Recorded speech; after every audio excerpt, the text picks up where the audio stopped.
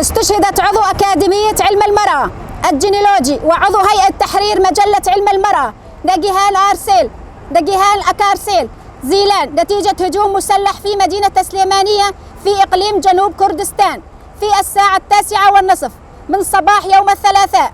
إننا ندين بشدة هذا الاغتيال السياسي الذي يعد من جرائم القتل السياسي التي ارتكبتها الفاشية والقوى المهيمنة بحق جميع النساء المقاومات والمناضلات حول العالم.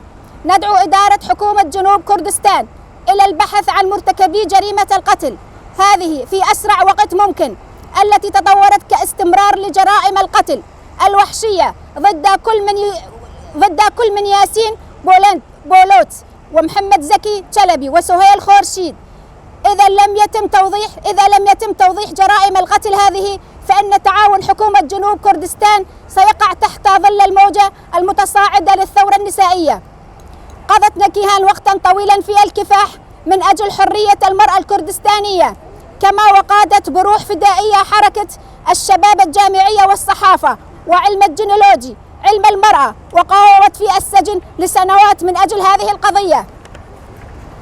خلال أصعب سنوات ثورة المرأة، ثورة روج آفا، من أجل إضفاء لون وطابع المرأة على الثورة، ثورة روج آفا، بذلت الشهيدة نجيهان جهدا كبيرا في جميع أنحاء روج آفا وخاصة في عفرين، كما وعملت بشجاعة وتصميم كبيرين، وقد لمست أرواح وقلوب نساء شنغال اللائي تعرضن لأقصى وحشية من قبل تنظيم داعش من أجل تنوير علم المجتمع وتاريخهن. أجرت بحثا ميدانيا في هذه المناطق. كانت نجيهان أكارسيل عضو أكاديمية علم المرأة الجينيولوجي تعمل مع نساء جنوب كردستان في مكتبة أعمال المرأة الكردية ومركز الأبحاث في سليمانية مع نساء جنوب كردستان اللاتي عانينا من أشد عواقب الفاشية وسياسات الدولة القومية. في الوقت الذي كانت تعمل عضو أكاديمية علم المرأة بشكل متحمس بقوة وإرادة وإصرار كبير من خلال علم المرأة لخلق ثقافة المرأة، قتلت نجيهان أكارسيل بوحشية بذهنية قوات الاحتلال ذات العقلية السوداء المتطرفة. ستبقى نجيهان أكارسيل خالدة، وذلك من خلال رفع وتيرة ثورة المرأة في كافة أنحاء العالم.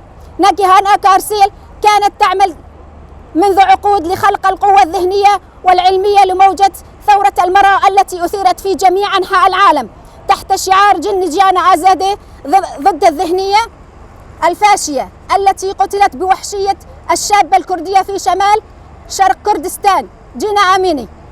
نعلن أننا سوف ننتقم لصديقتنا نجيهان من خلال خلق تنوير نسائي بعلم المرأة بالرغم من وجود الظلمة الذهنية الفاشية والذكورية المهيمنة.